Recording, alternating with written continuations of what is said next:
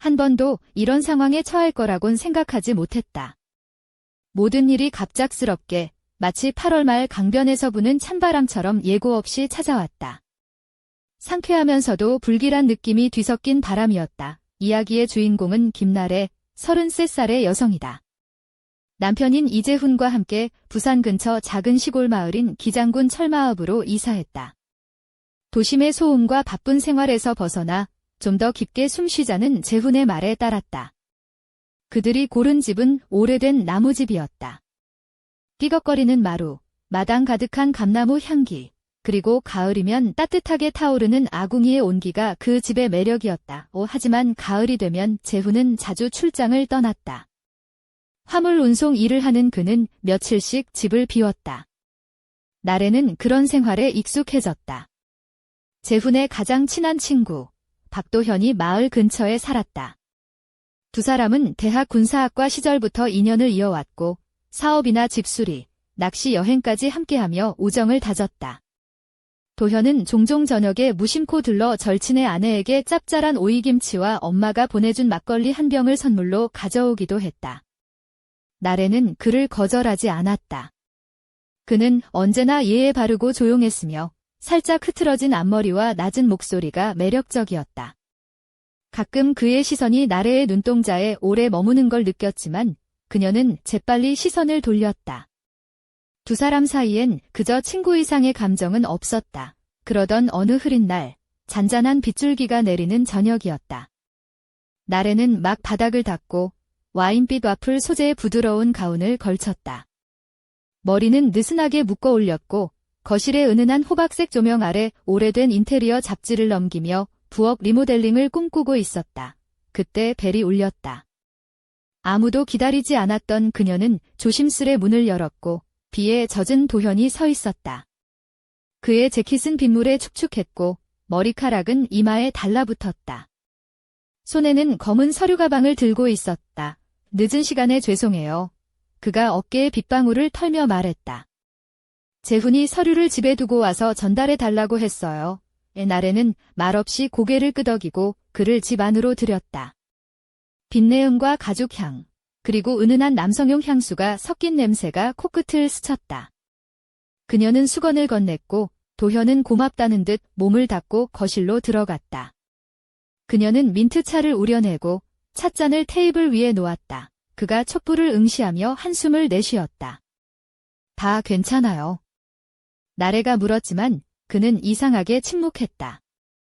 다시 그녀를 바라보던 그의 눈빛에는 무거운 무언가가 담겨 있었다. 나래 씨, 행복해요? 그의 질문은 유리창에 금이 가듯 날카롭고 섬뜩했다. 그녀는 얼어붙었다. 몸을 타고 올라오는 이상한 긴장감, 불쾌하면서도 묘하게 설레는 기분이었다. 간단한 질문 같았지만 내면에는 거대한 폭풍이 일었다.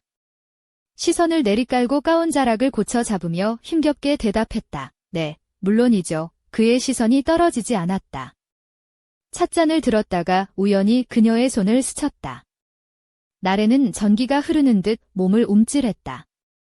급히 손을 뺐다. 빗소리는 점점 거세졌고 조명은 두 사람 얼굴에 부드러운 그림자를 드리웠다. 도현이 갑자기 일어나 다가왔다. 그녀의 가운 끝을 살며시 들어 어깨에 덮어주었다. 그의 손길은 배려 깊었지만 그 온기가 평범하지 않았다. 나래는 멈춰섰다. 심장이 목까지 뛰는 듯했다. 몸이 떨리네요. 그가 속삭였다. 서로 너무 가까이 있었다. 그녀는 뒷걸음질 치며 이제 자야 할 시간이에요. 라고 작게 말했다. 그가 고개를 끄덕이며 따뜻하게 손을 잡았다. 이 문이 닫히고 난 후 나래는 자신 안에서 무언가가 달라졌음을 느꼈다. 그날 밤 그녀는 오랜 잠에서 깨어난 듯 집안을 헤매며 잠을 이루지 못했다. 꽃에 물을 주고 쿠션을 정리하고 콘센트를 확인하는 등 이유 없는 행동에 빠졌다. 3일이 지났지만 도현을 만나지 않았다. 그게 옳았고 안전했다. 그런데 왜 창문 밖에 작은 소리 하나에 몸이 떨리고 거리의 발걸음 소리에 가슴이 멈추는 걸까? 5째 날, 그녀는 기장 시내에 나가 장을 보았다. 작은 마을이라 사람들 모두가 서로를 안다. 나래는 린넨 색깔의 가벼운 원피스를 입고 머리를 단정히 묶고 플랫 슈즈를 신었다. 단아하고 평범한 아내의 모습이었다. 토마토를 고르던 중 익숙한 목소리가 들렸다. 나래야. 뒤돌아보니 도현이었다. 젖은 스포츠 재킷에 약간 거친 수염과 피곤한 눈빛을 가진 그가 미소 지었다. 안녕. 어떻게 지냈어? 그의 시선이 깊이 그녀를 탐색하는 것 같았다. 답하려 했지만 입술이 굳어 아무 말도 나오지 않았다. 산책할래?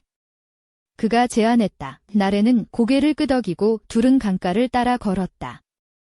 낡은 목조다리, 그 뒤로 시작되는 작은 공원, 젖은 낙엽과 달콤한 땅콩 냄새가 섞여 있었다. 이야기는 사소한 날씨, 가격, 영화 얘기로 흘렀지만 각 단어마다 얼음 위를 걷는 듯한 긴장감이 감돌았다. 정자 앞 벤치에 앉자 도현이 멈춰섰다. 그때 그날, 나래씨 생각해봤어. 그는 눈을 가늘게 뜨고 고개를 살짝 기울였다. 나래는 눈길을 떨구고 무심코 무릎이 포장된 포도를 꽉 쥐었다. 아마도 그게 실수였나 봐요. 그럴 수도 있지?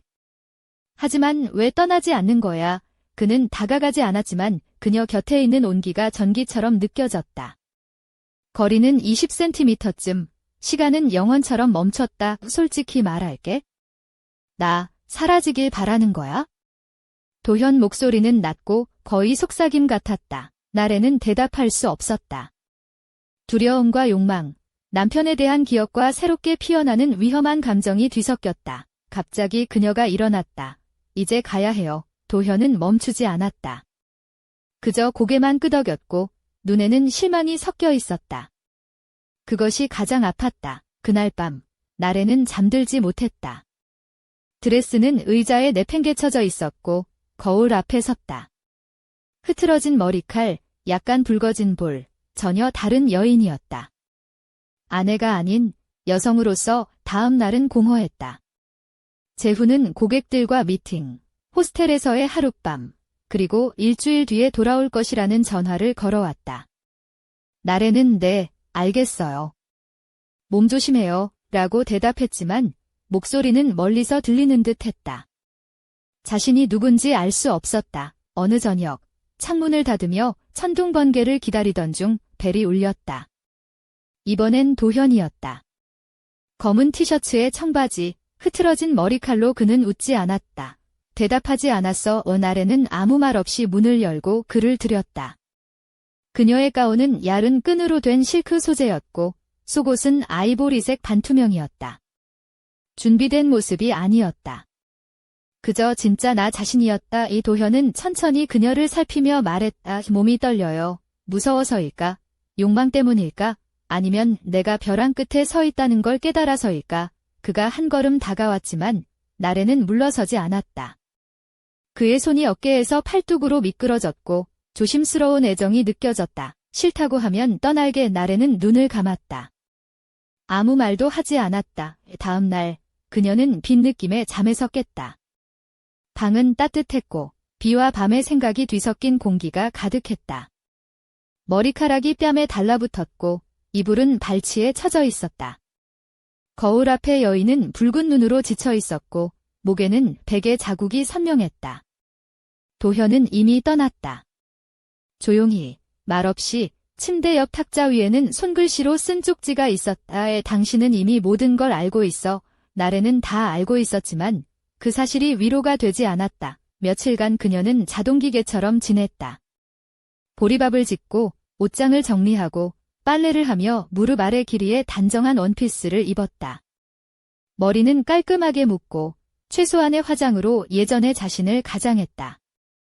하지만 그 예전은 이미 존재하지 않았다. 점점 한 점을 응시하며 생각 없이, 희망 없이 시간을 보내곤 했다. 재훈이 다시 전화를 걸었다. 예정보다 일찍 돌아오려 했지만 크레인 작업 때문에 크레인 축제에 가야 한다고 했다. 목소리는 평소처럼 생생하고 살짝 피곤해 보였다. 거기서 잘 버티고 있어. 나래는 네, 잘 지내요. 라며 거짓말을 했다. 또 하루가 지나고 밤이 되었다. 그녀는 쓰레기를 버리러 나갔다. 밤 공기는 상쾌했고 그녀는 가벼운 재킷을 걸쳤다. 발에는 샌들, 머리는 흐트러져 있었다. 머릿속은 너무 시끄러워 마치 큰 음악소리 뒤에 울림처럼 귀가 멍했다. 그때 문 앞에서 김나래는 그 메시지를 천천히 몇 번이고 읽었다. 화면 속 글자는 마치 오래된 친구의 목소리처럼 다가왔고 그녀의 마음 깊은 곳 어딘가를 두드렸다. 도현, 도망가지 않았다면 난 아직 내가 두고 간 그곳에 있어. 그 한 줄이 그녀의 삶에 다시 불을 지폈다. 침묵 속에 잠겨있던 감정들이 파도처럼 밀려왔다. 그날 아침, 바람은 여전히 차가웠지만 햇살은 유난히 따사로웠다. 나래는 오랫동안 입지 않았던 짙은 남색 코트를 걸치고 밖으로 나섰다. 도심에서 조금 떨어진 기장군 철마읍의 한적한 골목길을 따라 걷는 동안 그녀는 자신도 모르게 미소를 머금었다. 이렇게 마음이 울렁거리는 건 오랜만이야 라고 스스로에게 말했다. 마치 오래된 연극 무대 위에 다시 서는 배우처럼 그녀가 향한 곳은 동네에서 소박하지만 소문난 작은 찻집 달빛 소리였다. 나래가 카운터에 다가가자 그곳 주인인 장미숙 할머니가 반갑게 인사를 건넸다. 오랜만이네, 나래야. 오늘은 무슨 일로 이렇게 환하게 웃고 다니니? 나래는 살짝 얼굴을 붉히며 웃었다. 그냥 마음이 조금 달라져서요. 오늘은 민트차 한 잔 부탁드려요. 미숙 할머니는 고개를 끄덕이며 찻잔을 준비했다. 찻집 안은 고요했고 창밖으로 보이는 벚꽃나무들이 봄바람에 흔들리고 있었다. 나래는 창가 자리에 앉아 따뜻한 차를 홀짝이며 생각에 잠겼다. 도현의 메시지, 그리고 자신을 둘러싼 복잡한 감정들이 마음속에서 부딪히고 있었다. 그때 문이 열리며 젊은 남자가 들어왔다. 검은 점퍼에 청바지를 입고 살짝 흐트러진 머리칼과 약간은 피곤해 보이는 눈빛이었지만 그 눈빛 속에는 단호함과 따뜻함이 동시에 담겨 있었다. 나래는 숨을 멈추고 그를 바라보았다. 바로 박도현이었다. 오래 기다리게 해서 미안해요. 도현이 조심스럽게 말했다. 한동안 마음을 정리할 시간이 필요했죠. 나래는 고개를 끄덕이며 미소 지었다. 네, 나도 그랬어요. 하지만 이제는 서로 솔직해져야 할 때가 된 것 같아요. 도현은 찻잔을 들고 그녀 옆에 앉았다. 그들의 눈빛이 마주쳤다. 수줍은 듯 그러나 결연한 의지가 엿보였다. 사실 나래 씨, 지난번에 당신이 떠날까 봐 두려웠어요.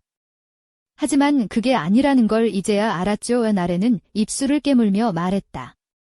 나도 두려웠어요. 너무 많은 것들이 무너질까 봐. 하지만 우리 이대로는 안 되잖아요. 도현은 고개를 숙이고 잠시 침묵했다가 다시 말했다.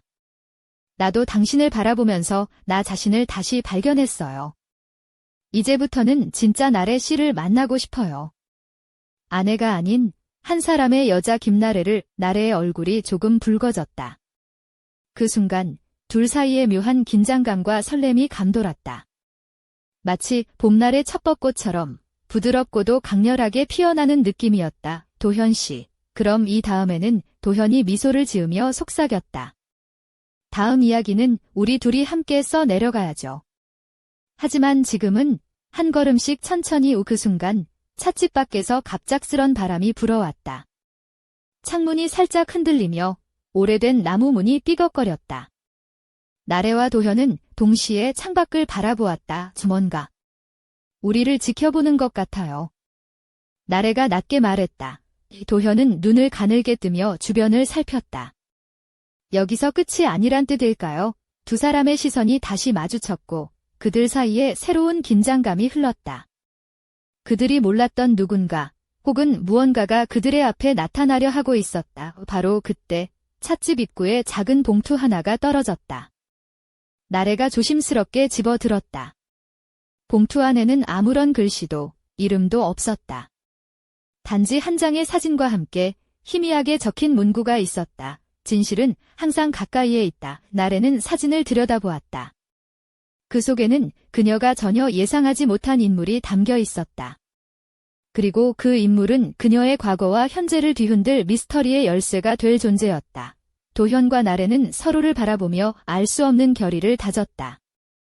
그들의 이야기는 이제 막 새로운 국면에 접어들고 있었다. 봄바람 속에 퍼지는 미묘한 긴장감과 함께 다음 이야기가 시작될 것을 예감하며 두 사람은 조용히 입을 다물었다. 봄비가 잦아들고 기장군 철마읍의 골목길에는 촉촉한 흙내음이 가득했다. 김나래는 그날 오후 찻집 달빛 소리를 나와 조심스럽게 낡은 사진을 손에 쥐고 있었다. 사진 속 인물은 낯설면서도 어딘가 익숙한 얼굴이었다. 검은 머리칼이 흐트러진 채로 어딘가 음산한 미소를 짓고 있었다. 나래는 가슴 한켠에 묵직한 무언가가 내려앉는 걸 느꼈다. 그녀는 다시 한번 도현에게 전화를 걸었다. 도현 씨, 이 사진에 대해 좀 더 이야기할 수 있을까요?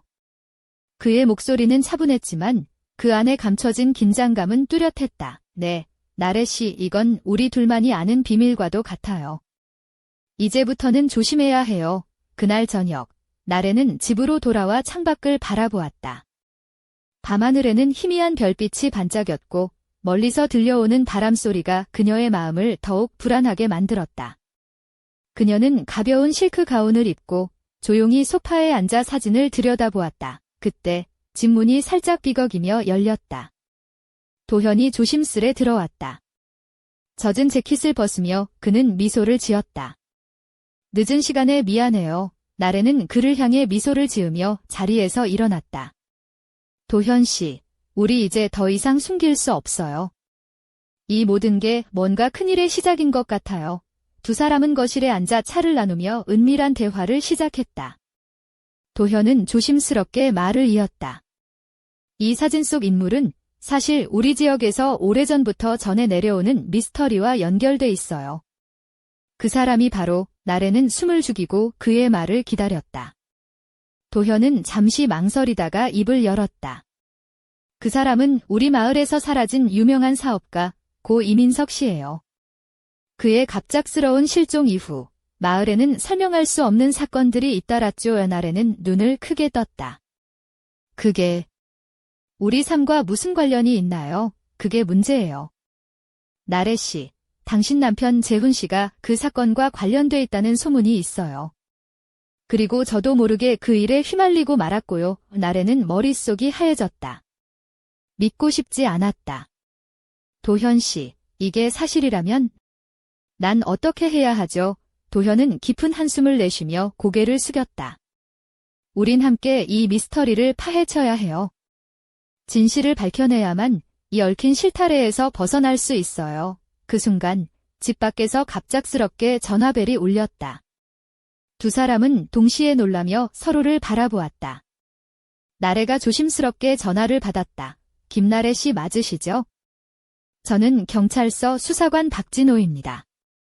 남편 이재훈 씨와 관련된 중요한 사건에 대해 몇 가지 질문드리고자 연락드렸습니다. 나래의 마음은 얼어붙었다. 도현은 그녀의 손을 꼭 잡으며 조용히 말했다. 준비해야 해요. 이제부터는 숨을 곳도 없을 겁니다. 그날 밤, 나래는 잠들지 못한 채 창문을 열고 깊은 방 공기를 들이마셨다. 어둠 속에서 그녀의 눈앞에는 끊임없이 펼쳐지는 미스터리의 조각들이 어른거렸다. 그리고 그 가운데 아직 밝혀지지 않은 진실이 기다리고 있었다. 새벽이 밝아오고 김나래의 삶은 완전히 달라져 있었다. 그녀는 이제 더는 평범한 아내가 아니었다. 그 누구도 예상치 못한 치명적인 스릴과 비밀이 뒤엉킨 이야기의 한가운데에 서 있었다. 그리고 그때 누군가가 그녀의 이름을 부르는 듯한 희미한 속삭임이 귓가에 맴돌았다. 나래야. 진실은 가까이에 있다. 그 속삭임은 마치 바람을 타고 온 듯 끝없는 미스터리의 문을 두드리는 소리였다. 새벽녘, 기장군 철마읍의 골목길은 고요했다. 김나래는 침대에 앉아 두 손으로 머리를 감싸 쥐었다.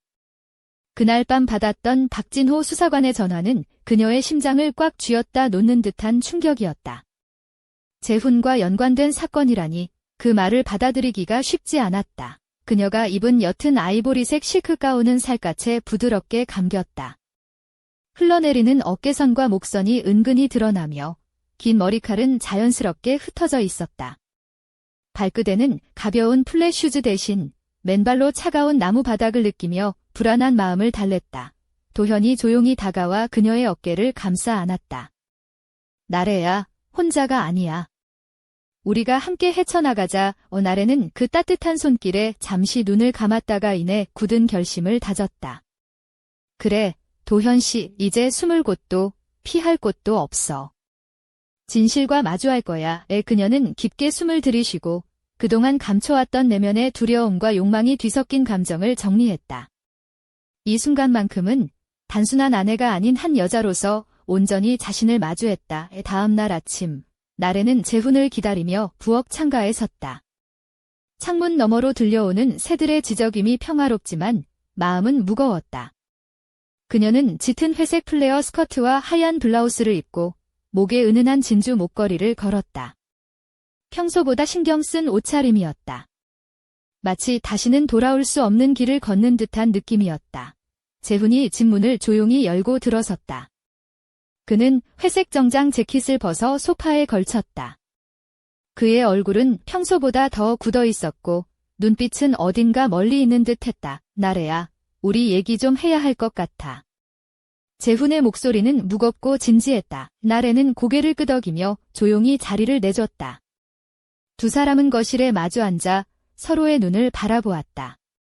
긴 침묵 끝에 재훈이 입을 열었다. 내가 숨겨온 게 있어? 이민석 씨 사건과 관련된 거야? 사실 나는 그와 오래전부터 알고 지낸 사이였어. 나래는 숨이 멎는 듯 했다. 그게 왜 지금까지 말하지 않은 거야? 재훈은 고개를 숙이고 한숨을 내쉬었다. 그건 내가 지키고 싶은 게 있었기 때문이야. 그리고 이제는 더 이상 숨길 수 없게 됐어. 그 순간 문이 갑자기 열리며 도현이 들어섰다. 재훈 씨, 이제 모두 드러낼 때가 왔습니다. 세 사람의 시선이 서로를 향했다. 숨겨진 진실과 감춰진 감정들이 뒤엉켜 새로운 긴장감이 집안을 감쌌다. 나래는 자신의 심장이 빠르게 뛰는 것을 느꼈다. 그녀는 여전히 두려웠지만 동시에 그 긴장감 속에서 어딘가 몰래 피어나는 욕망을 감출 수 없었다. 도현의 깊은 눈빛, 재훈의 무거운 숨결, 그리고 자신에게 쏟아지는 이 모든 감정들이 그녀를 더욱 살아있게 만들었다. 이제 시작이야. 도현이 낮게 말했다. 우리 모두가 감춰온 진실을 마주할 시간. 바깥에서는 봄비가 다시 한번 조용히 내리기 시작했다. 그 빗소리는 마치 이들의 운명을 알리는 전주곡처럼 공간을 가득 채웠다. 그리고 그 순간 나래의 휴대폰이 진동했다. 화면에는 알 수 없는 번호라고 적혀 있었다. 그녀가 전화를 받자 낮고 차가운 목소리가 속삭였다. 김나래 씨, 당신이 찾는 진실은 생각보다 훨씬 어두운 곳에 숨겨져 있습니다. 준비하세요. 통화가 끊기고 나래는 깊은 한숨을 내쉬었다. 이 이야기는 이제 막 시작되었고 끝을 알 수 없는 미궁 속으로 빠져들고 있었다. 짙은 봄비가 내리는 저녁, 기장군 철마읍의 고즈넉한 골목길에 어둠이 짙게 깔렸다. 김나래는 창가에 서서 창밖을 바라보고 있었다. 그녀가 입은 부드러운 실크 가운은 빗방울이 스며든 창문 너머로 비치는 불빛에 은은하게 반짝였다. 긴 목선과 가느다란 어깨가 살짝 드러난 모습은 온화하면서도 어딘가 묘한 긴장감을 자아냈다. 그녀의 손에는 방금 걸려온 알 수 없는 번호의 통화가 남긴 여운이 깊게 남아 있었다. 당신이 찾는 진실은 생각보다 훨씬 어두운 곳에 숨겨져 있습니다. 준비하세요. 낮고 냉랭한 목소리는 마치 저 깊은 바닷속 어두운 심연처럼 그녀의 마음 깊숙이 파고들었다. 집안에는 도현과 재훈이 있었다. 두 남자의 시선은 나래에게 고정되어 있었고 그 공간은 말할 수 없는 긴장으로 가득 찼다. 재훈은 무거운 표정으로, 도현은 날카로운 눈빛으로 그녀를 바라보았다. 이제 끝이 아니야. 오히려 시작이야. 도현이 낮게 말했다. 우리가 감추려 했던 모든 것들이 곧 드러날 거야. 재훈은 잠시 망설이다가 입을 열었다. 나래야, 내가 숨겨온 건 단지 비밀이 아니었어. 그건 우리 가족, 그리고 이 마을 전체의 운명이 걸린 일이야. 나래는 떨리는 목소리로 물었다.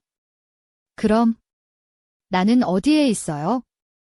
이 모든 것 속에서 나는 재훈의 눈동자가 흔들렸다. 너는 그 어떤 비밀보다 소중해. 그때 갑자기 집 밖에서 바람소리와 함께 낡은 나무 문이 삐걱거리며 열렸다. 세 사람은 동시에 고개를 돌렸다. 어둠 속에서 한 남자가 모습을 드러냈다. 검은 코트를 입은 그는 축축한 머리칼을 뒤로 넘기며 조용히 미소를 지었다. 드디어 만나게 되었군요.